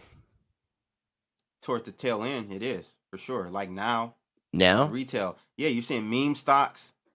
They're going ham again. That's how you know it's the retail. That's the last leg of this cycle, this bear market trap, retail buying, in my opinion. I mean, like I was telling you before, like the Federal Reserve, they should have done a 50 basis point rate hike. Absolutely should have. I was calling for it. Bite them, though. I was calling for. They're going to do it this time, and then I think they're going to be a lot more hawkish too. So we're going to have to just pay attention to the data, because I mean that's obviously what they're paying attention to and how they're feeding out what they're going to do. But reality has not come back into the markets. Like we just need to kind of come back to earth a little bit. I know everybody likes the moon, but we really do kind of need to kind of come back, get out of the clouds, come back to earth a little bit, ground yourself. Speaking of coming out the clouds, a whale sells 1,100 NFTs in 48 hours. This is the largest NFT dump ever. Does this mark to you a capitulation moment where we are bottoming out, or is this a sign that we are heading lower? Now, I know this article talks about potentially this move was for Blurb. This new marketplace is taking everybody by storm. It's taking over OpenSea. Blur is what it's called. I said Blurb. Yeah, but what was sold wasn't sold at much of a profit, if any of a profit, from what I read from that article. So, I mean, are you suggesting that possibly the person that sold it was selling it to have fundage for Blur? Because otherwise, that's what the article was alluding to. And we have to take into consideration, this is Cointelegraph, so they're going to have a bias towards crypto and not have a negative light on why he did this. They said, with the Blur marketplace set for a second airdrop soon, Nason's Andrew Thurman theorized that this major NFT dump could be a play to reap extra Blur tokens rewards. Yeah, but when you're like unloading apparently like a pretty nice amount of Bored Ape Yacht Club and Mutant Ape Yacht Club, because go back to the article and you'll see it was 90. There were 90. It's not like you're just selling just regular fucking NFTs. Like those are blue chip motherfuckers right there. 191 Mutant Apes and 308 other deed NFTs. Yeah, this doesn't seem like. So I'm wondering if the person that owned these back. These are NFTs, right? These are unique items. It's not like you can just sell and then go back and buy same I mean, you could if somebody, like, if I bought an NFT from you and put it on bid, you could bid back for the NFT if you realize, and you probably might be paying a lot more than you sold it to me for. But if it's a bid situation, you could bid for the NFT and get the same. But that NFT person back. would have to want to sell it back. Right, but in theory, it is possible for you to get that NFT back in some capacity. But I think there's more to this. Maybe the individual who owned these bought them at a higher price. When he didn't take advantage of selling them when he should have, because he didn't understand the way that the markets worked, and saw where we were with the markets, saw where we were with the global financial economic situation on a macro level, and realized that, hey, here's my opportunity to at least get out with what I came in with, which ultimately, I understand, because again, I really feel like things are going to go lower, and not financial advice, but if in order for people to capitalize on markets, you sell on market highs and buy on market lows. And I feel as if we're in a market high. So the theory about him doing this for blur tokens, I don't think really stands up, guys, because they went through the blockchain and the guy received 1.8 million blur yesterday. That was over $1 million at the time of the airdrop, and around 1.8 million now. And it goes on to say that he currently holds no blur. Like others, he sold it all. Yeah, I mean, see, one of the guys, I know that one of the guys from the Blur project, I think went public this week or later last week. Somebody calls himself Pac-Man. Yeah, he doxed himself. So, I mean, it sounds like there are positive things, that we definitely need competition when it comes to NFT marketplaces. I know that you talked to DZ, and they've got their Vumis thing going on. Vumio. Mm-hmm. So we just need to have as many different competitors so that we can, because again, competition is going to bring out the best. And that's how we're going to ultimately have platforms that not only offer the best of the best, but are also user friendly. You guys let me know in the chat room, what do you think? Is this a capitulation moment? Is the bottom in with a move like this? This is the largest NFT dump ever. Does this mean the bottom is in for NFTs? Or does this mean we're just getting started? Like, help us out. What do you guys think in the comments below and in the chat room? I definitely want to hear your feedback on that for sure. Yeah, because sometimes I get blinded, man. I definitely want to hear other people's opinions. Exactly. Same. I get these horse blinders going on. It's kind of hard to see different directions, because sometimes I let my own personal preferences come into play, because I think the guy was smart, because I don't think there's any value in a bored ape. There's none. Very small. There is, of course. But well, not the prices. Not the prices that they go for. That is recalculous. I don't care how many restaurants you open that only Bored Ape people can go to, and all that. Come on, man. Make a little cartoon with your little Bored Ape character. Come on, man. Yeah. I got the Don't get it, man. Don't get it. So, I mean, we've talked before about other use cases for NFTs, and when we start seeing that, people will see the value in what the non-fungible tokens offer versus, this money grab that's been going on for a couple years. Yeah, no doubt. Yeah. Take a look at this one. My favorite blockchain, guys, Windows 95. You heard it right here. Solana closes all their physical spaces. I'm just gonna clip that. After a year, not even a whole year, right? I didn't even know that. I forgot about this news. I heard about it when it came out, but this, like, it was so retarded, and I shouldn't have probably said that word, because people are gonna hate me for saying that word. But it is retarded. But it is. Why can't you say retarded? I don't know. I guess it's politically incorrect. I don't know. I don't know what to say these days anymore, man. You're politically correct. I do have to call you Chris Rice. Yeah, fuck you. Or start me a crypto rice. So let me ask everything, you, bro, rice and crypto. Is this again? Does this in the chat room? You got to help us out. Does this mean this is the bottom? Or does this mean this is still more to go? Is this a capitulation? Solana's still attached to Sam Bankman-Fried. So, I mean, there's a lot of negativity. I mean, is it possible that the Solana blockchain and ecosystem can weather themselves out of this. I mean, it's possible, but there would have to be a lot of changes because the way that the Solana blockchain is set up is just really too centralized, and it doesn't allow for the everyday user to use it. So this is just ridiculous, in my opinion. Anybody opening up, and I know we've talked to other people, but anybody opening up any kind of business that would be crypto centric right now and expecting that business to thrive is not a very smart individual. Even doing it, you better have some long money. We to need weather it like out. mainstream adoption before you do that. Listen, I'm with Mr. Sakila. When he said this is exactly what I thought. Seeing crypto stores opening was definitely a sign. Now looking back, it's a sign of a top. Absolutely. So does closing them mean a sign of the bottom though, Mr. Sakila? When was let's look at the opening. When did they do this? What was the date on the article? Like when this thing opened up?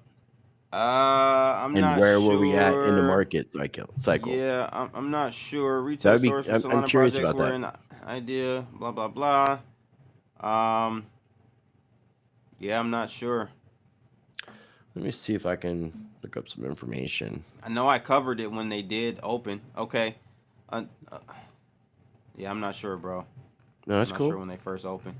So maybe the chat can help us out. November 2021. I think it was in 22. Oh, he's saying the top. Okay. But I think the Solana stores opened in 22.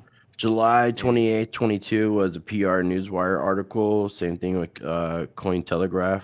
So July 28th, 2022, which I think that would kind of put us in between the middle of the two tops.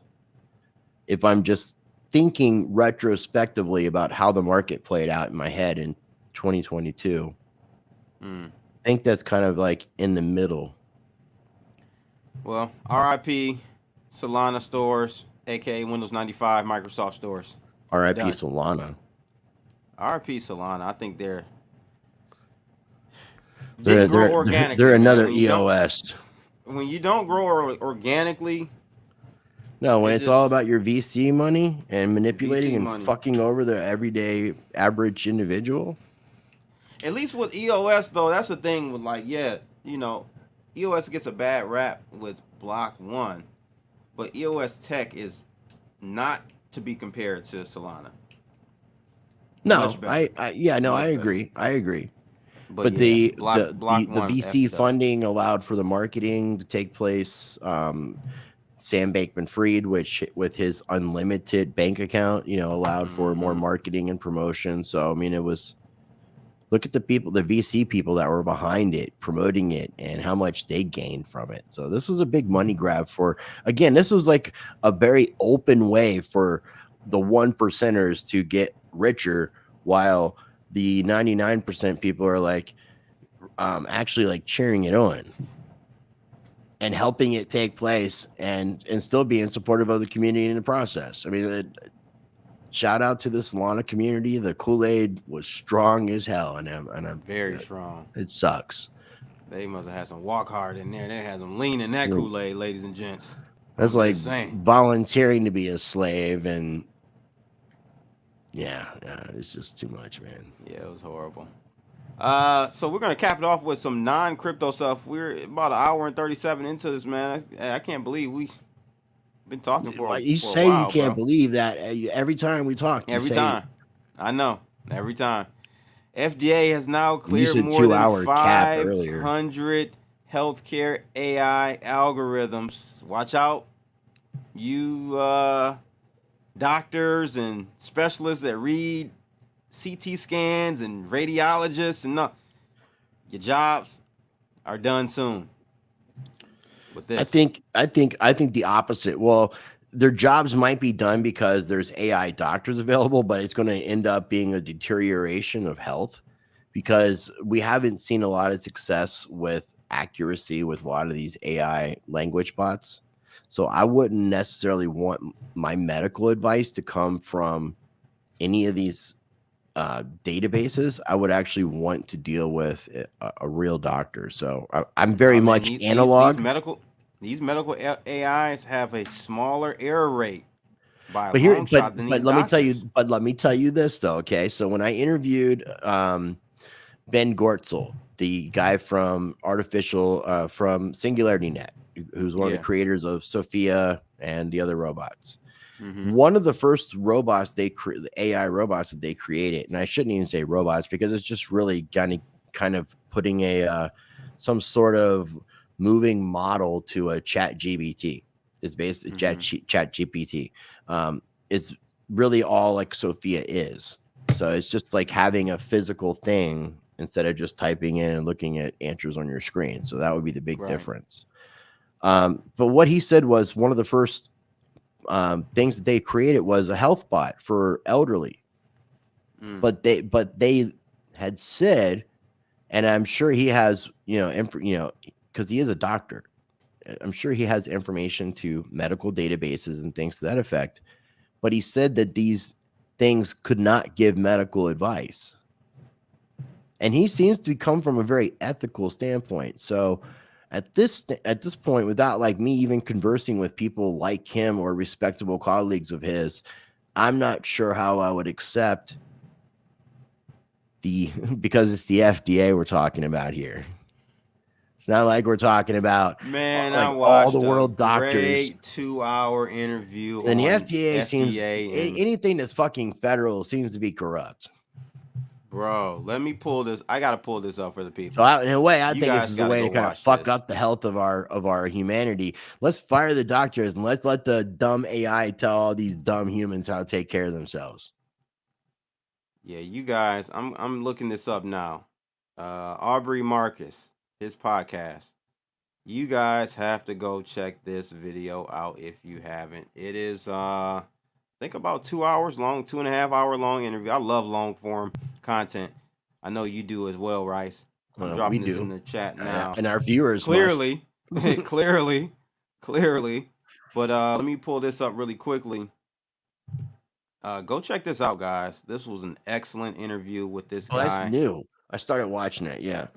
Yeah, Dr. Robert Malone. Yeah, man, I didn't like. I was analyzing the setup of the room, the way that everything looked, and it was like hard for me to like focus. I think I need to listen to it, not look at it, because it was really just fucking with me aesthetically. It was very industrial. It was weird. Didn't it was feel just warm. weird. It was weird. It was very, very warm. He didn't look comfortable sitting in a chair, and I saw it was going to be like a 2-hour interview, and I'm like, he doesn't even look comfortable in the first 5 minutes here. Like, I'm not sure how it's, so I think I need to listen. So DCF says Joe Rogan, homie. Haven't heard that name in years. I don't know any. I'm new to him. So maybe he is a Joe Rogan guy. I don't know. Help us out. He may have been, but I just think he's just good at being able to promote what he does. As far as, I mean, obviously being able to get an interview with, and I don't even know if, I mean, it's on there, but the name seems to be a trigger. But the good doctor, that's not an easy interview to just like get. So it's not.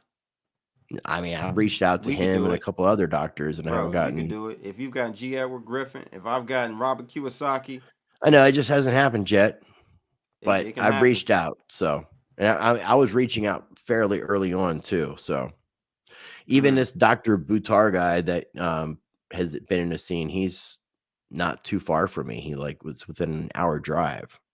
I've called his office. What's interesting, what I'm observing, Rice, is that I think YouTube is loosening their policy on misinformation. I really do. Because this guy here, I mean, they were talking jabs this, jab that, not this, that. I mean, they were going into the nitty gritty. I know, but I think that certain things that are higher profile, they're kind of scared to. They're skating a line. Stuff like me and you talking about it, it's easy because we don't have 400,000 subscribers. That channel has a large amount of subscribers. It's not 1 million, but it's a large profile channel. There's other interviews that doctor has done on YouTube, and I think it's because they become kind of almost viral and high profile videos, and it's making YouTube look more like a hypocrite. So I think YouTube is kind of picking and choosing its battles because there's still lots of people that are getting attacked. I just had a video taken down. I think it was last week. If it wasn't last week, it was the end of the week before. And it was my 5th interview with John McAfee that had been on my channel for 2.5 years. The same interview is actually in an unedited version of it on Rice TVX, taking all the interviews and put them in one video. The thing was, it wasn't getting a lot of views, so I changed the title of it and I had hashtagged coronavirus. That was the only thing that was wrong with the video, was the fact that I hashtagged that. When I went and looked at the video on Odyssey, when it transferred over, it had the original title, but the video wasn't getting any views because my channel's fucking shadow banned. So I was doing what I could to kind of pick up views, because there's no reason I should have an interview with John McAfee that's under 1,000 views. Not John McAfee. And then after 2.5 years, within the past week or week and a half, they've taken down that video. And I've seen other channels. And you should have gotten even more views after John died. You would think. You would think the interviews that I did with Janice would have been. Posthumous, right? That's what it's called. The posthumous, like, posthumanous. That's how I pronounce it. I don't know. It's potato, but so the interviews after his death, you should have seen more people who loved his content. They're looking for stuff that they know they can't ever see a new interview from him. You should have gotten tens of thousands. But even Janice McAfee doing the first interview publicly since his death, that still didn't get the amount of views that I thought it would have and should have gotten. Considering it becomes very discouraging, ladies and gents, when you see good content. Yeah, no, I mean, I've told you, I've talked about it. I daily, I'm not saying that I have this battle daily, but I have it very often where it's real easy for me just to stop doing this shit. Exactly. Because I deal with a lot of bullshit to be able to put videos out, and people don't realize that. And I don't capitalize off of it the way that I technically feel like I should. Absolutely. So sometimes I wonder, am I going to make more money doing a 9-to-5, starting my own business, or am I going to continue this fight for freedom that ends up taking pieces of my soul constantly to the point where it's just that's why I feel like people give up at points. How's your new channel doing? It's slowly growing. I'm close to 2,000 subscribers. Oh, that's great. So yeah, it's slowly growing. But I still considering what's on the channel, and considering that I had, I pretty much have posted most of the views that had, or the videos that had a large amount of views, because once I deleted a lot of that content from my channel, I took off over 1 million views from my channel. I would have thought that would have translated in some capacity. So 2,000 subscribers comparison is not really much, but it is reposting of old videos, but still. I just feel like unless somebody else starts a channel for me and uploads for me, not using my internet, my IP, my computer, any of this stuff, I feel like it's somehow I've been tainted on the internet. Yeah, you and me both, my friend. Sucks, speaking of tainted, East Palestine is tainted with all types of chemicals. Trump lands in East Palestine earlier this week as residents chant "No More Joe." Now, you got to help me out here, bro. How did they let Orange Man sneak a win in on this one, man? They let him get to East Palestine before Biden.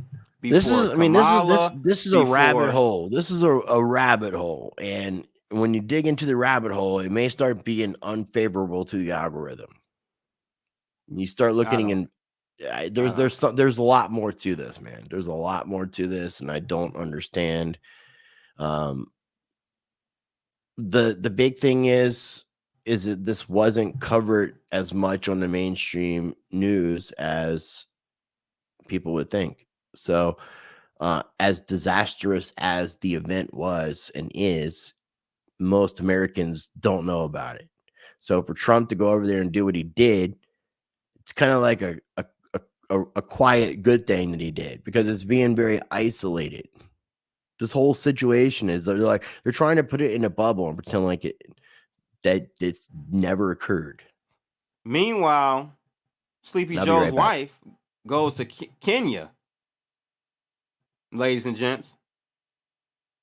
No, not East Palestine in Ohio. She takes her ass to Kenya to shine light on the worst drought in decades. These are your leaders, ladies and gents. Like, that's why I have little to no faith in our system anymore. It's been compromised. And now I'm hearing that White House says Biden has no plans to visit Ohio derailment site. Now, there should be an uproar. There should be an absolute uproar over this. I can't believe this. No one's care. No one's caring. This came out 3 days ago. But your boy is over in Kyiv, or was, with Zelensky. Yet no one is talking, like, come on, y'all. Hey, but Black Lives Matter. You're right, Dr. Mo. Kenya Lives Matter, KLM. I guess. KLM? What is that? Kenya Lives Matter. I thought it was ULM. Jill went over to Kenya to shed light on the worst drought in decades. She didn't go visit East Palestine. Man, I mean, VP didn't go visit.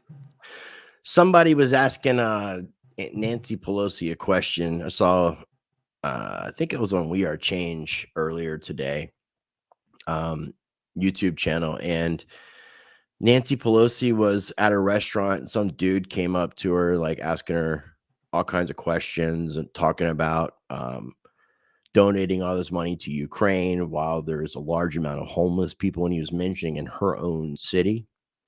And then also asking her for any sort of stock advice as well. But I thought that was kind of interesting that, you know, you're seeing, because this is the problem that I'm having. We're continuously giving more and more and more money to another country. Now, I'm a big fan of human rights, and I don't want to see suffering and war. But there's no reason why we should be having the large amount of homelessness that we have in our own nation and still send large amounts of money to other nations while the people of this nation are suffering. But the money that's being sent to other nations is tax dollars that we are supposed to pay in some form or fashion. But we're not taking care of, but we're not fucking taking care of our own. Here's the thing, Rice. I can't blame the Democrats solely on this one. I have to blame the Republicans too. And see, this is the same bird to whatever the hell you say. Right wing, left wing, same birds. Yeah. Same bird. In this case, yes. Birds of the same feather flock together, whatever. I mean, that's an older saying. I got to blame both of them. They just simply don't care. They're all to blame, man. And they use all of this as a fucking game piece. So what Trump did wasn't out of the goodness of his heart, in my opinion. It was for fucking PR. It was optics, but damn, let the optics at least be good. They can't even do that. I mean, he sent a bunch of water and he went there in person. But I'm saying is optically it looks good. That's what the American people need. They need to see that versus somebody going over to Ukraine. No, dude, that's what I just said. Like, I don't get it. I don't understand how we can be looking at things from the perspective, like our nation. Now, not even coming from a Trump perspective, because I'm not saying America first. I'm saying our nation first.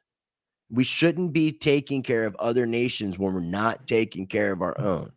Once our nation is taken care of, then we can start worrying and thinking about taking care of others. But we need to take care of what's here. There's no, like, dude, I mean, like, just going around and doing some traveling and seeing like the homeless people around the United States. I don't know if you took time like in Miami to even walk around, but if you would have been staying around the Lawrence, what is the place where the North American Bitcoin Conference was? What is that place called? Yeah, I know. I can't remember. It's right down at like the downtown area. That's it's right by some water. I'm trying to remember the area, but not too far from there. If you would just like walk down the street like a quarter mile for about a mile on 2 or 3 streets, you'll see Tent City. Just Tent City, 100% Tent City. Now, most people would feel, uncomfortable walking around there, but I grew up in the streets and stuff like that, so I don't have a problem, but it's really fucking disheartening and sad. And I keep hearing about all this money that we're sending to other nations, and we have this epidemic happening in our own country that just seems to be ignored. And I've been homeless before. It was chosen because I was going to go to prison, but I've seen in how people were and what put people in those situations. And I try to keep myself close to that. Like right now, I could get my driver's license back. It's real easy for me to do it, but I won't. And I won't go buy a car because I want to keep myself close to things. And this like keeps me grounded. And I see the realities of how this fucking world is and how people are being treated and what's happening to our own nation and what we're not doing about it and what we're thinking about with these other nations. I had no clue that I was even going to go into this rant, but it really pisses me off when I think about the problems that we have in our own fucking country. Boy, oh boy. Now my white people can feel how we've been feeling for a long time. Now we're all in the same camp. Seriously. People used to say that years ago. I'm like, not really. But now, yeah, black and whites, we in the same camp. They're screwing us every which way to Sunday. If you're not rich, if you're not part of that 1%er club, and there's a lot of Uncle Toms in there, Uncle Jerry.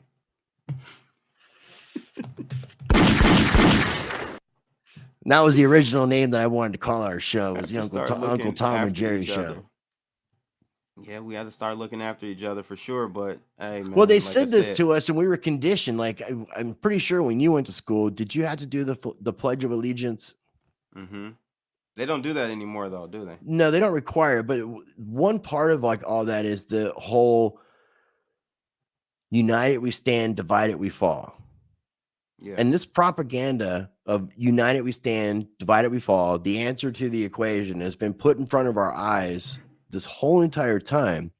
But we allow for all these degrees of separation to add on and stack to the division. And it's getting worse and worse and worse and worse. It's like coming down to the fucking micro level. And people are allowing for it to take place. I mean, like we were talking a little bit with the Bitcoin Ben conversation last Wednesday.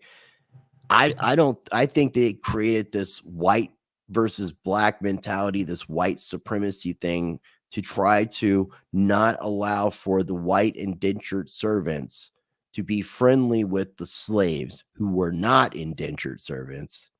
Because if the indentured servants and the slaves teamed up, there wouldn't be any masters. There wouldn't be any landowners, because when enough people take a stand, nothing can stand against the people. And that's been the whole thing about this country is it's this idea that we're this United States of America, but it's the United States of America that's divided upon division. There's no unity in this. The irony of it, right? The irony of it. It's United States, the divided States of America. It's the divided states of America. DSA. That's exactly it. You put it. You hit it right on the head. Yep. Divided states of America. Absolutely, so, bro. Yeah. We got 3 minutes left. That's the way to top it off. Yeah. For sure, Rice. I'm glad that you kept this thing short. You cut out some articles and you kept us at the 2 hour minute mark or 2 hours. I appreciate that. Yeah. Where can we they could find go you, on Rice? forever though. Everywhere, Rice TVX. We know that. I mean, everybody knows. Everybody knows where they can fucking follow me, man. Everybody knows. I've been on your show enough. You come on my show enough. We may have some new people. Hopefully. I hope we have new people. Well, my name says ricetvx.com. So I think they can figure that out. Okay.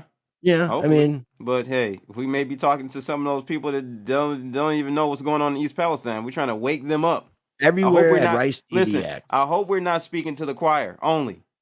I hope there's some newbies in there. No, I agree. I do. I'm feeling very self-defeated by the algo. So I feel like I'm in an echo chamber when I shouldn't be. Yeah, boy.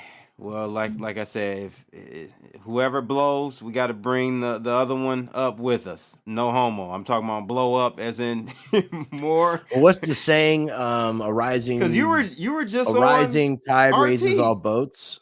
Well, that was. I mean, that was still. I told you that RT thing was. I'm still kind of pissed about it. I mean, like they didn't tell me that it even came out, so I don't know. You know what I mean?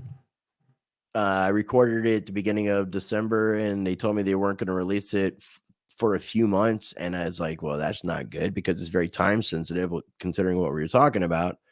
And it came out. I mean, I think the conversation and I can't even remember the guy's name now. The guy that used to be a mainstream news anchor, Rick Sanchez. I think that was a better conversation, but he's kind of.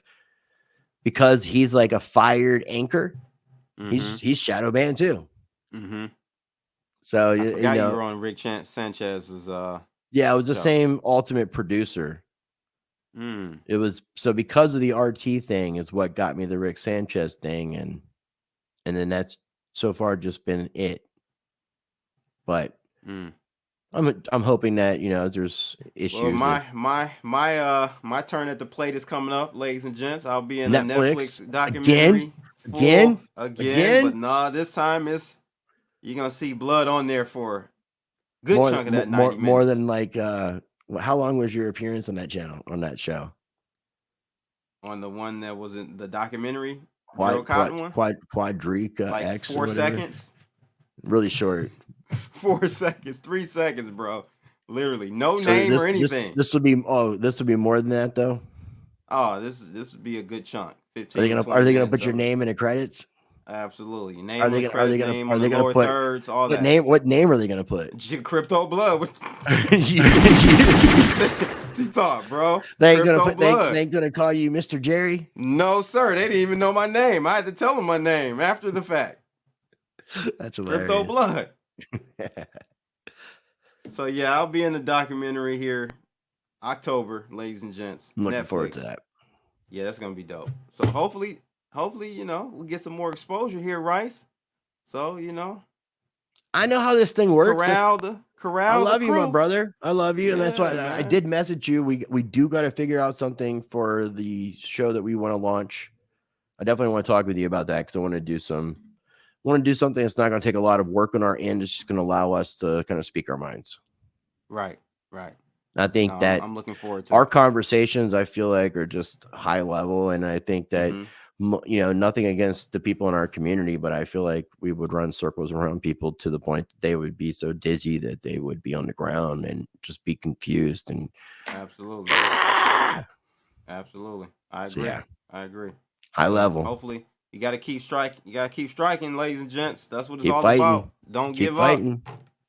Go against the grain. The marathon continues, ladies and gents. Make sure you guys hit that thumbs up. Go follow Rice, his channel. Follow my channel if you're new.